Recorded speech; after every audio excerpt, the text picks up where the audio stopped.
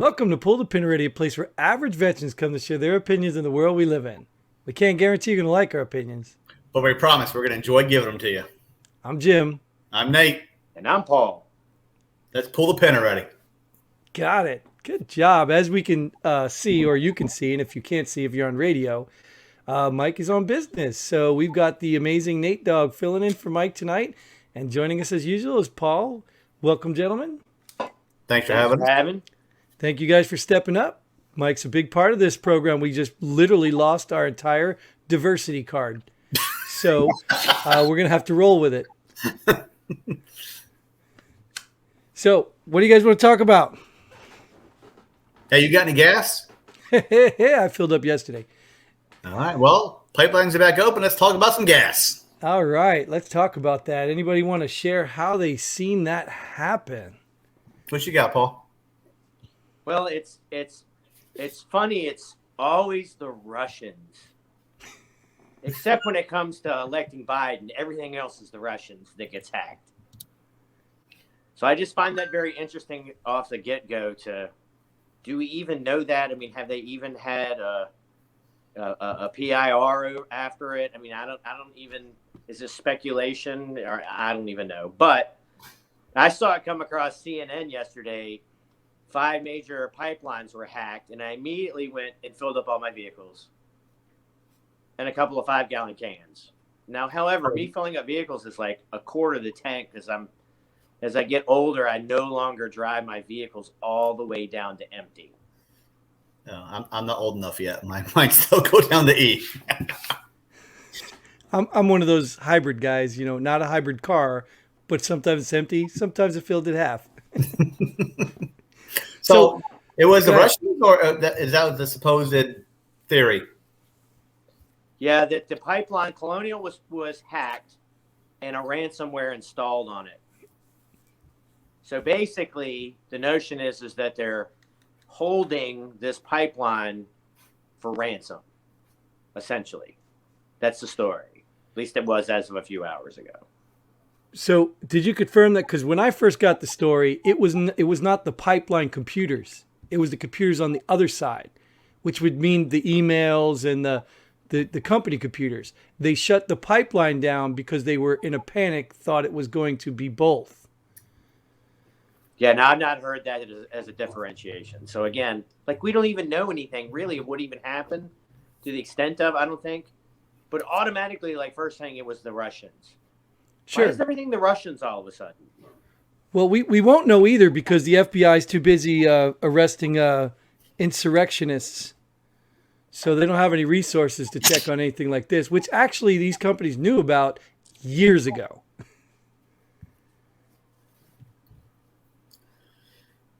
Well, yeah, I'm in Delaware, so looking at the pipeline map, the pipeline doesn't come through Delaware.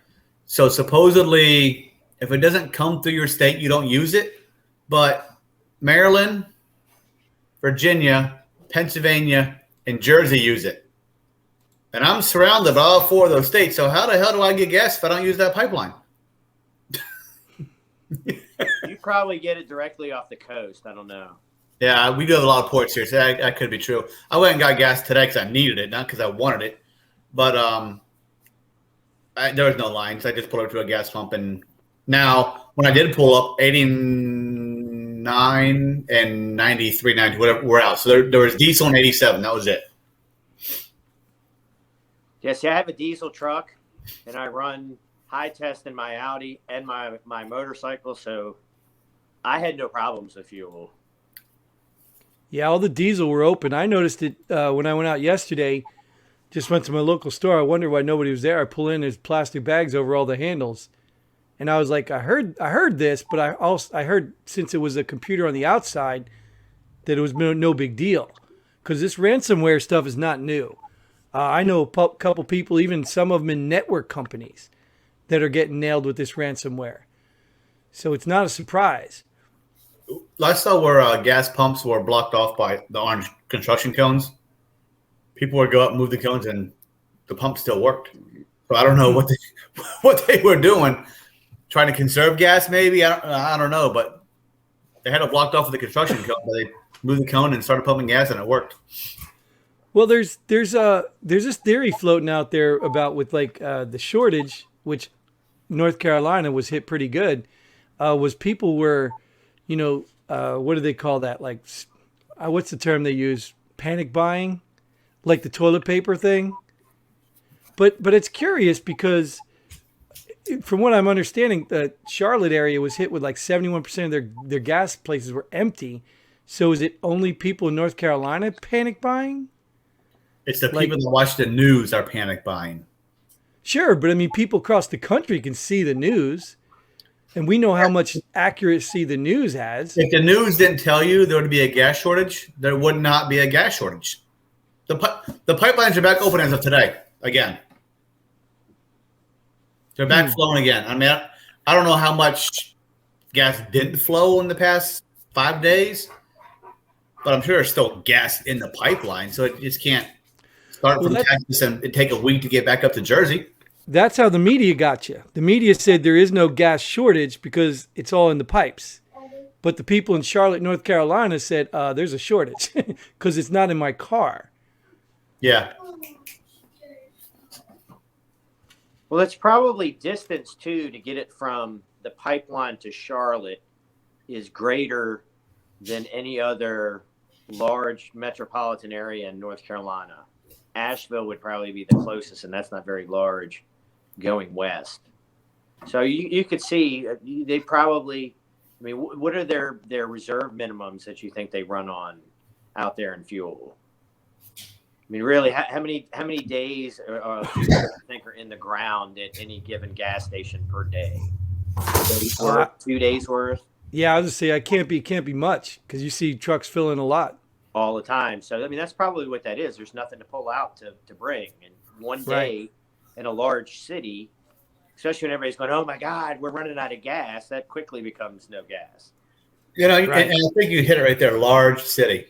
So large cities ran out of vaccines pretty quick too earlier, but rural areas didn't run out of vaccines because people aren't rushing out to get the vaccines. They're not rushing out to get gas because they know it's going to be there. Right. And I don't know. Like, I just don't know the panic buy thing.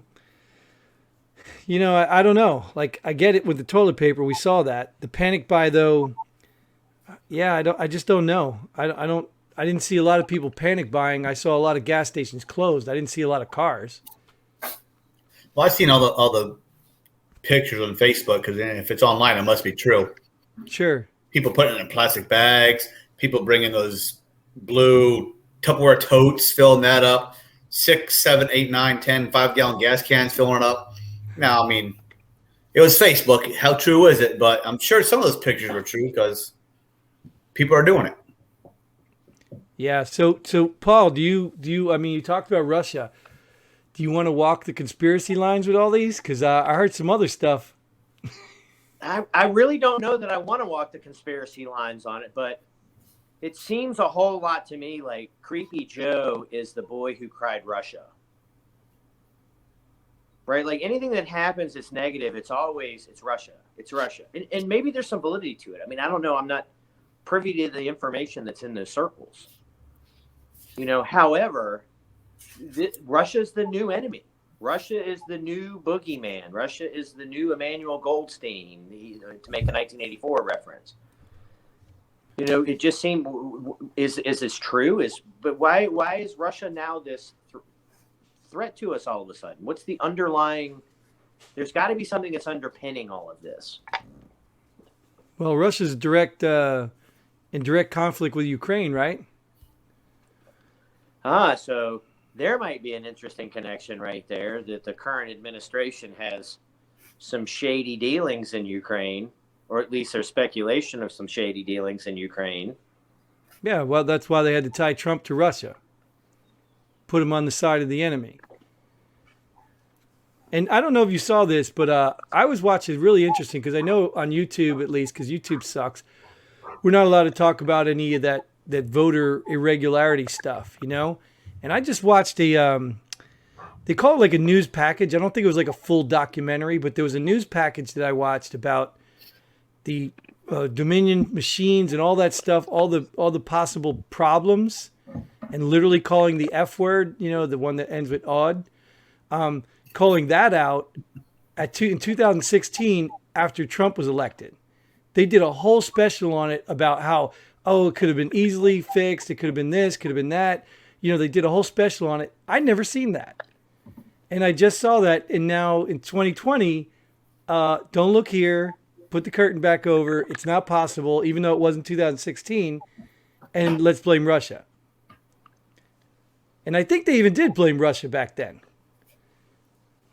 Yeah, they were hacking our democracy.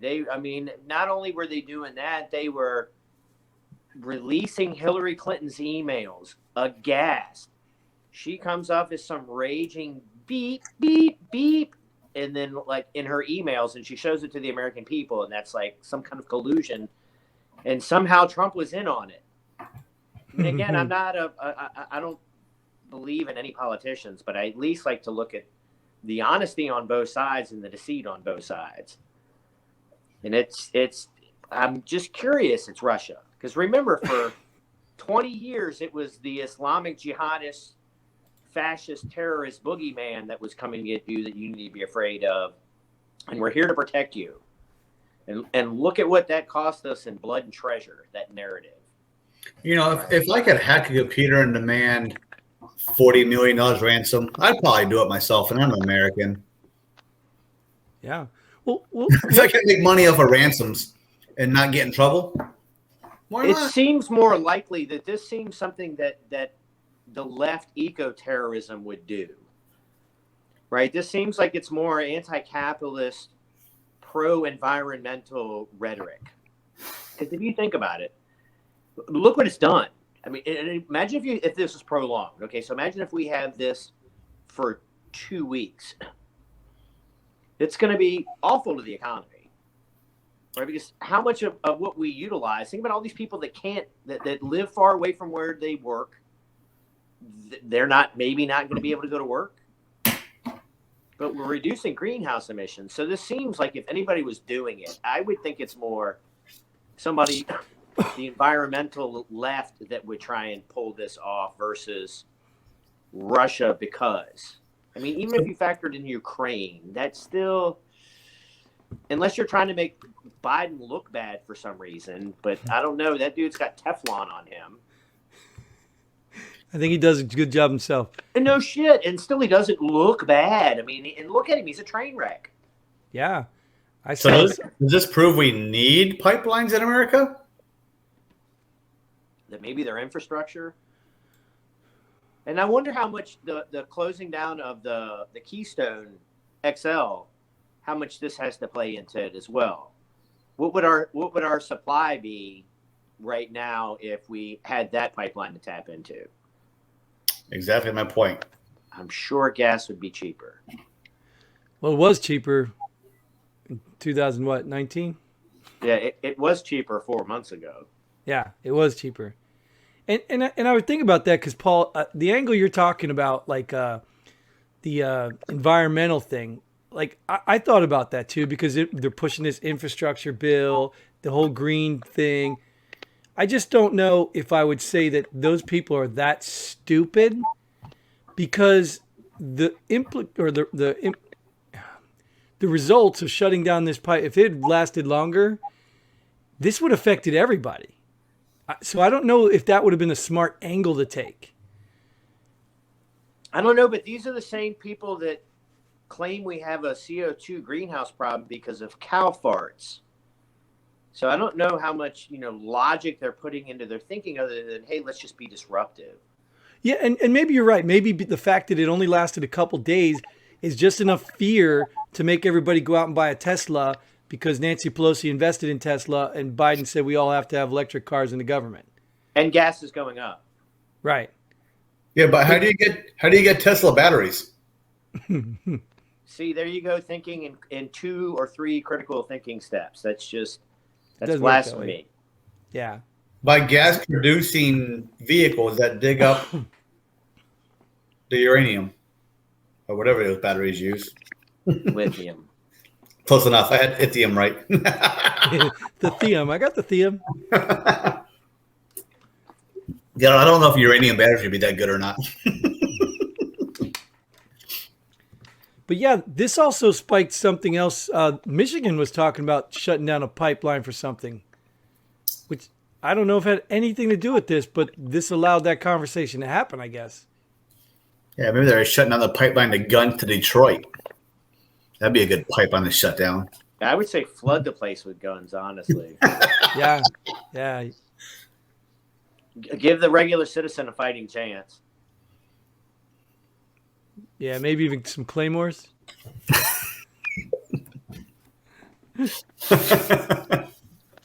I like claymores. Well, I do say that, when I first heard this, actually Brian, you guys know Brian. Brian sent me a link to an article, and I like looked at it and I said, Brian, I'm not worried about this. This is like the back end computers. That's how I knew it was the back end. It wasn't the pipeline computers. I said, this is no big deal. I'm not worried. The fuel's going to keep flowing. It's just they're going to be disrupted on probably their money flow and all their distribution links and all that. It's a company. They got to have a backup, right? Yeah, so they got hacked. And I saw a thing on the news about usually these things, they hack them and they demand a ransom to release the hack. Right. So did they pay the ransom or did they figure out the hack and work their computers better? Well, from what I understand, there is no way around it. The ransomware is it. I don't think they have a solution unless, somebody knows of one. But I'm thinking in this day and age, you got backups, don't you? Like, don't you? Like you're only running oil to the country, or at least half the country, a portion of it. You have backups, right? Not that one. Redundancy is highly overrated. Right. And there is some risk, I think, if I understand correctly, if it's redundant, it could be redundant on the backup. So it could actually go to the backups. But you'd think ransomware is not new. So there has to be some way to at least limit it, mitigate it. So when does the onus fall on the company? When do we start, pushing back on the people who are not protecting our resources, but yet charging us, X amount of dollars to get it? Well, what are we going to do? You have to have gas. You're going to pay for it. So to raise gas prices on all of us, which essentially pay for the ransom. Well, for the ransomware part, right? I'm saying, but take the ransom out of the question. And the gas companies, this Colonia gas company, you can't tell me they didn't see this as a threat at some point. Companies all over are getting these threats. Yeah, but you would think that others would take notice now because, if you can't get your goods to market, you don't make money. Well, you just raise prices and you make your money. Okay, so again, now this is where the left, the anti-capitalist left, and the environmental eco left would come together on these two issues, right? Because they want to hit you in your pocket. That's the evil, greedy, robber baron, Standard Oil capitalist that's screwing you on your gas prices, even though it's nothing more than a matter of supply and demand. That's really all that it is. And then, oh, by the way, maybe you should think about another more earth-friendly means on how if you didn't have this. And so I think the two of those come together very well in what side would perpetuate this more so than Russia. Right? And think about it, that type of agenda really plays into the modern democratic left today. There's a whole lot of anti-capitalism rhetoric, right? Because what would be the opposite of that as far as economics, right? Would be more socialistic at that point. So this fits their narrative very, very well. And so it would behoove them not to say, yeah, this is socialist eco-terrorists doing this. It's the Russians. Right? So that's why I say it's kind of bullshit. But if you're penning everything on the Russians, are you putting your stock in the fact that the average my age and older remembers when the Soviet Union was a threat? and that's a comfortable new threat that an old threat that we can make a new threat? Is it that, or is it something deeper like we speculated with Ukraine? There's a reason they're saying everything's for Russia. Well, we know it's not true. I mean, I don't want to say that adamantly, but we know it's not true. For example, how many times did we have airplanes crash into a building? Once, right? We fixed that problem, didn't we? So how is it that Russia can keep doing this? Are we really that pathetic that we know it's coming? We've had it done before and we can't stop it? Like, are we really that bad at stopping Russia? Yeah, is it really Russia, or is that who they're blaming it on? Well, that's my what point, I'm saying. Nate. I think it's bullshit. I think it's a ruse, but there's a reason, right? So are we going to war with Russia? Because I see this happening throughout our history is, we spin up this rhetoric of these evil people, and they're always constantly this existential threat. And there's usually an end game to that. And that bothers me, especially if you have a Sino-Russia agreement that comes about, because now we got two very large, quote unquote, economic superpowers in the world that are ganging up to fuck us up. And that's not going to be good for us. Well, we don't need it because we're doing it ourselves. Well, you have to think about BRICS too. So BRICS is Brazil, Russia, India, China, and South Africa. They've all established their own gold-backed currency exchange between them for trade. Say, who is BRICS? BRICS is Brazil, Russia, India, China, and South Africa. So no one in the European Union. No one in the European Union at all. And when the World Bank was going and selling off gold like mad during the 2008 recession, guess who bought all that shit up? Russia, India, China. So they now have a solid currency that they are trading amongst themselves with, because they're trying to depeg from the US dollar. Because if you haven't noticed, we've got a fuck ton of inflation going on right now. Mm-hmm. More than a quarter of the money ever created since the United States government has ever existed was created last year. Wow. Last year. I'll reiterate that to you. Last year. So people are going to start dumping the US dollar because it's going to be worth less. So now who's going to have a currency that actually has value? Well, it's about 6,000 years of monetary history that says gold is a pretty good gamble. It's already worthless because gas prices going up, lumber's going up, housing's going up. So it's already worthless personally to us. Yeah. Hey man, we gave you $600 and $1,400 as your stimulus. Be fucking happy. That's what it is. When they were doing the stimulus, I'm going, no, don't. That's retarded. You're going to pay for it tenfold later on. Just ease up all the restrictions the government's placing on business and let people go back to work and take their own chances. You don't have to give them stimulus. They can fend for themselves. So what's the breaking point? I know it's not far. Well, I've always thought, honestly, that it's going to be a failure of our currency. There's a really, really super interesting book if you're into reading this kind of stuff. It's called When Money Dies. And it's about Germany after Versailles. So at the end of Versailles, one of the parts of the Versailles Treaty that really crippled Germany was if there was any battle damage in Europe, Germany had to pay for it in gold.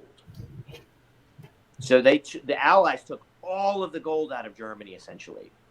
And if you look at how the rate of the mark to the dollar in January of 1923 was 1.3 marks to $1. By February of 24, so 13 months later, it was 3 million marks to the dollar. And that's a modern industrialized nation in 1923. Probably one of the most industrialized modern nations in the world. And then what do we have that came out of what rose out of the ashes of all that turmoil? Right. National socialism. The euro. Well, I mean, if you want to look at the euro and the eurozone, the dude who set that up was the finance minister of the Nazi Party. That was the Fourth Reich. They went, okay, we're gonna control the financial markets in the European Union. We're gonna do it financially. You look at all of the evolution of the EU, which came about as a solid entity, in the last 20 years, but this went on since the late 40s. So I would think, and there's also other examples, but you can Zimbabwe and Argentina. You can go through all those for people. It's fucking Zimbabwe. I mean, this was industrialized Germany, and I think if it's going to collapse under its own weight, that's what it's going to be. It's going to be they print so much fucking money. I mean, what are they talking about? The deficit, not even the budget this year. The deficit for this year is $4 trillion. Well, you want me to tell you where the indicator is? There's a lot of rich, wealthy people investing right now in Bitcoin and stuff. That's a sign right there. That new Dogecoin, whatever it's called, just Dogecoin. What's it called? Dogecoin. Well, that just plummeted. It's been going up and down like that. Yeah. So this pipeline that we have on the East Coast, volatile, and the reason that's volatile is there's no set amount to it, right? So value is based upon scarcity. So when our dollar was based in gold, you only had so much gold, right? You can't print gold. I mean, kings tried to have alchemists and shit for centuries to make gold. You just can't do it. And so because there was a set amount other than what you could pull out of the ground, which takes labor, right? So it's not like a big net profit. You just don't walk through the woods one day and find $1 bazillion worth of gold laying around there, right? So it's scarcity. So Bitcoin has scarcity. There's a set amount. Dogecoin, to my knowledge, was set up by a bunch of like college people that wanted to use that to trade amongst themselves.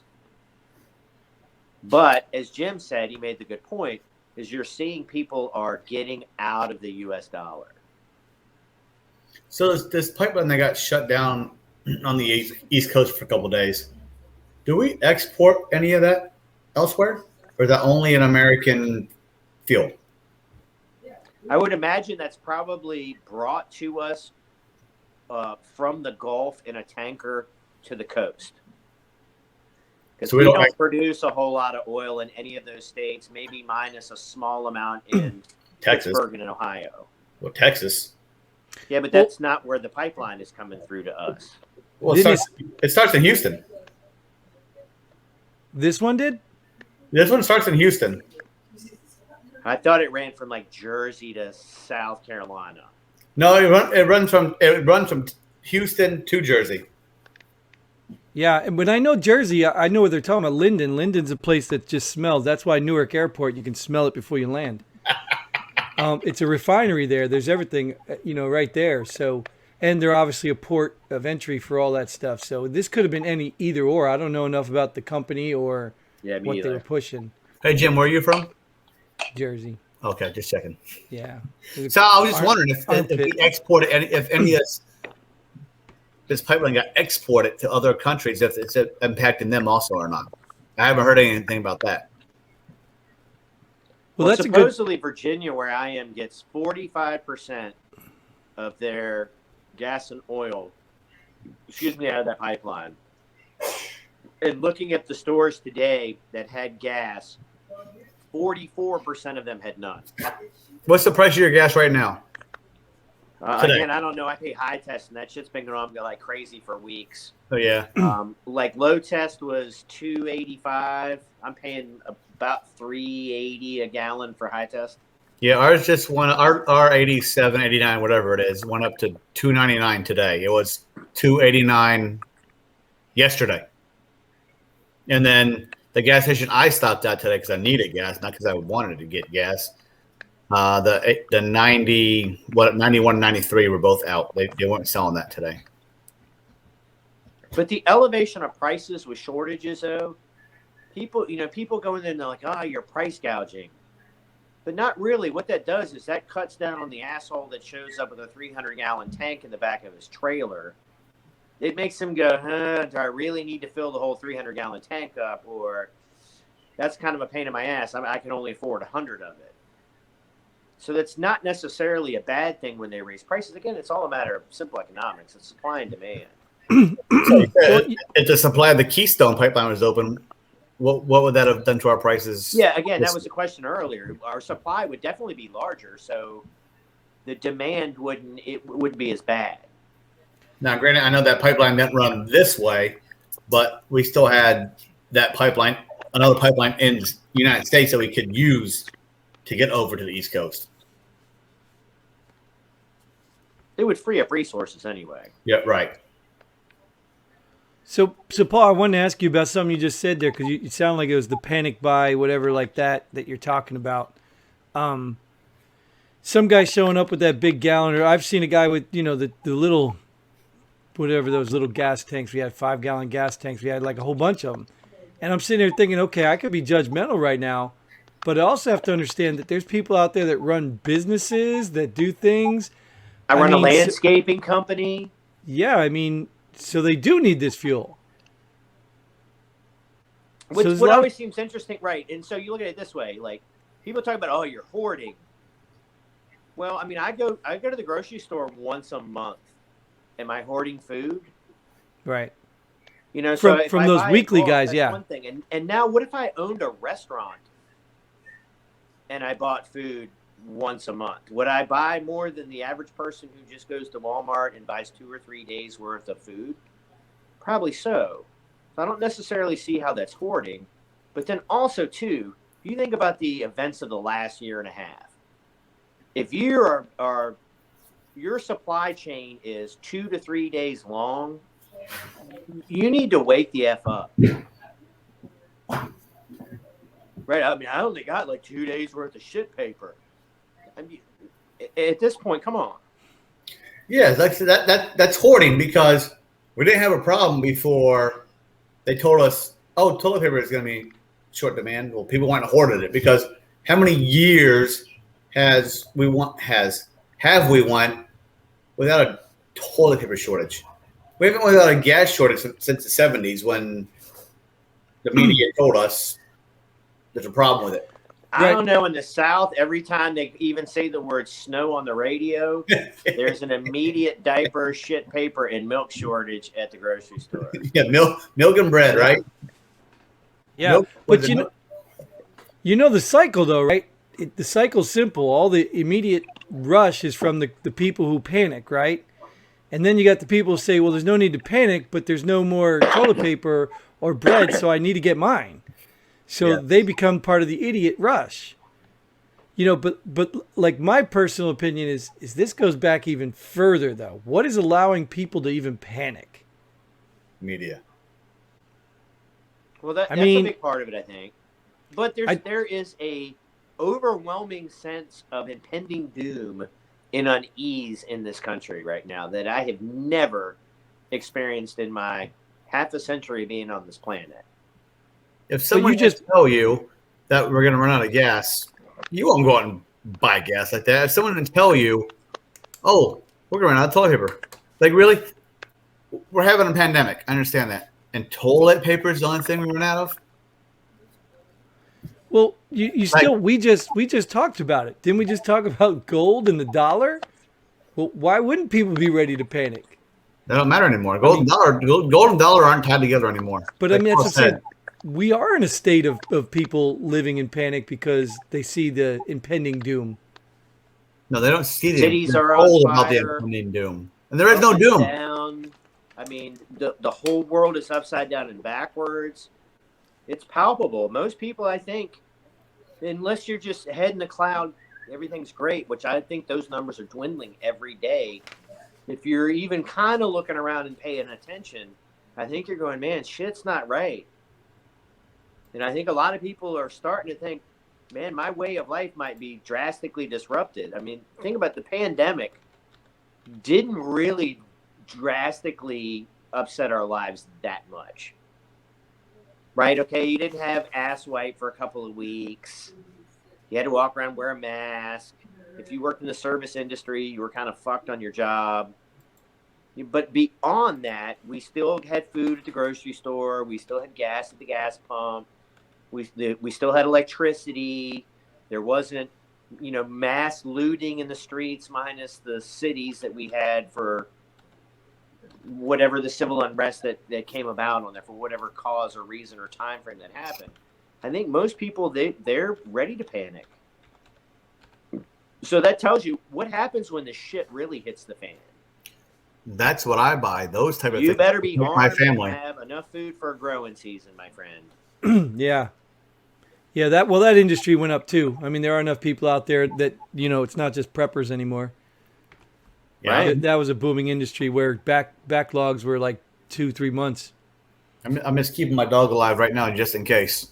Yeah, right. Last one on the menu, but it's on the menu. Yeah. It comes down to it, buddy. Sorry. First he's security, then he's dinner.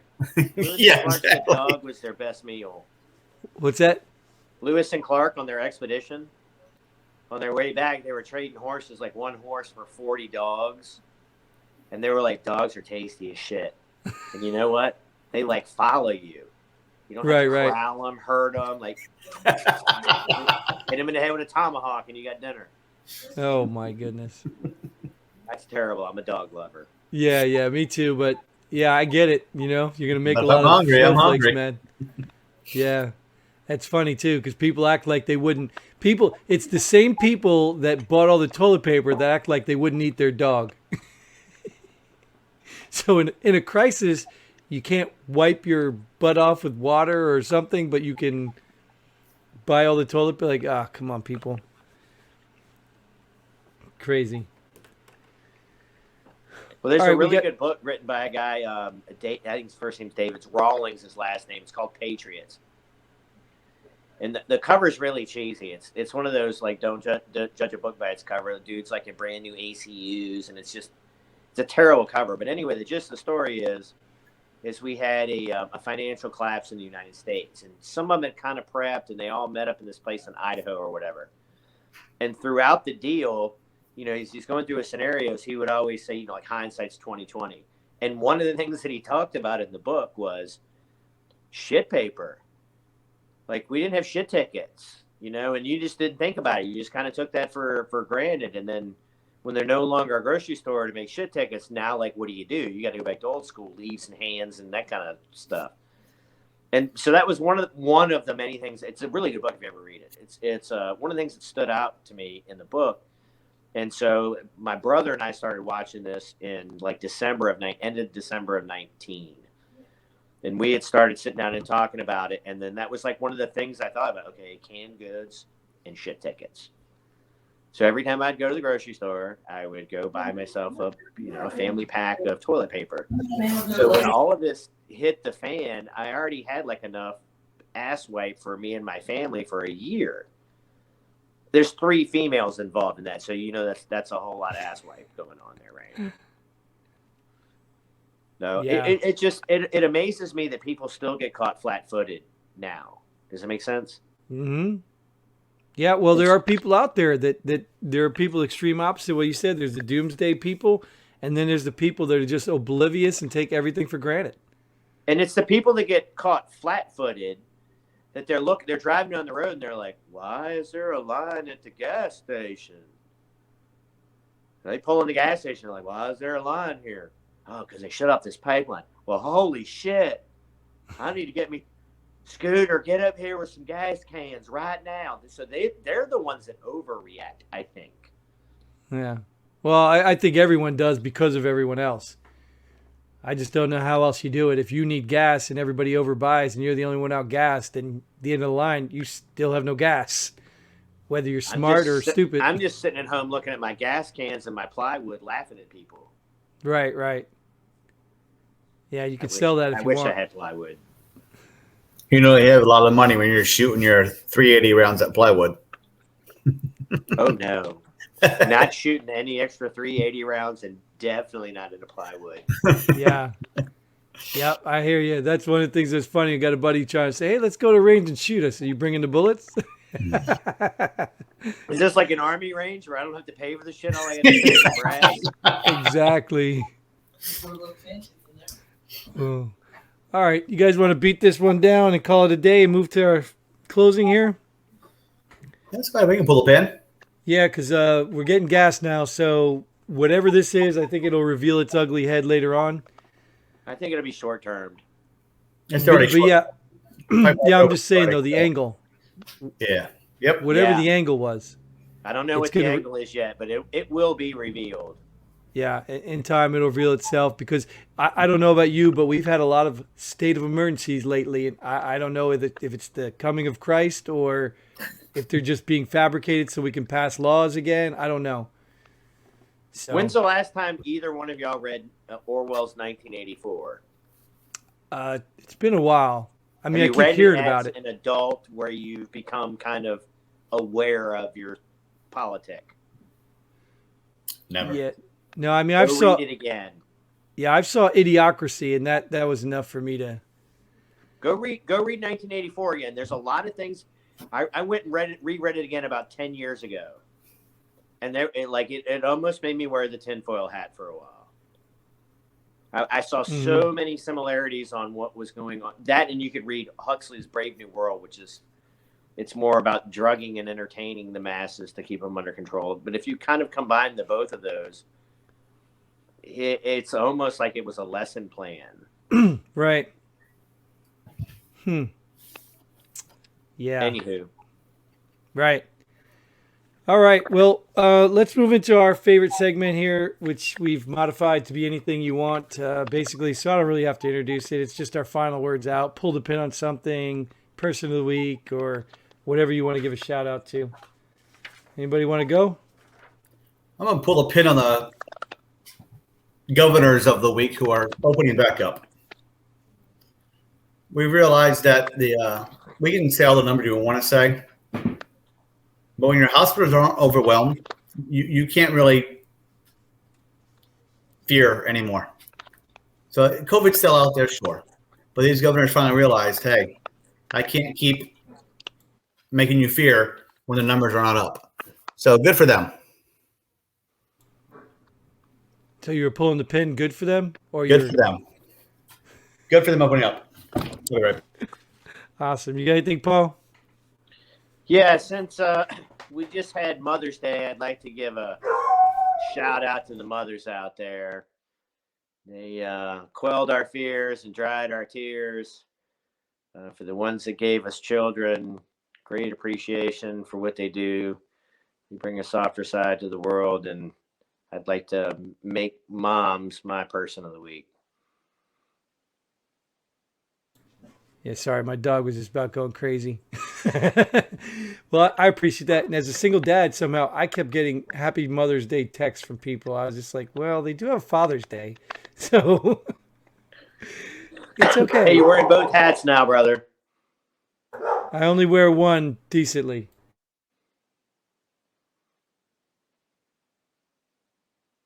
Sorry, dog's out. Well, I wanted to give a shout out actually because I got this book from a friend of mine, and it's by Katie Torney. I mean, you can see it there. Boots, it's called. It's a book for kids about PTSD. And apparently this guy had her son went to combat and then came back, and he was like one of those PTSD guys who'd sleep in the closet, and he had serious issues.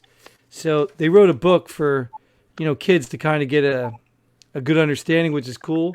And they even talked about their organization is or the foundation that they wrote is the Garrett Torney Foundation. And they partnered with this, I think I've heard of these, Saving Grace Canine.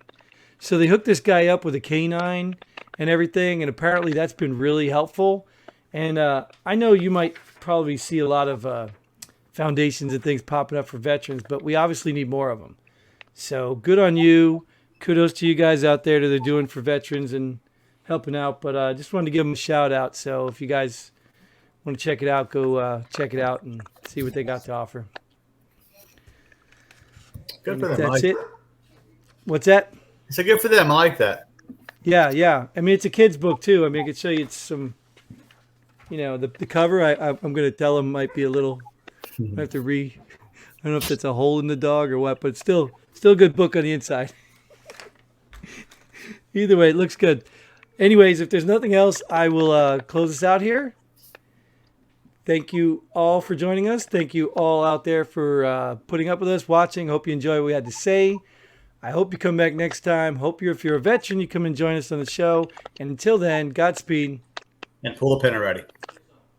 Slante.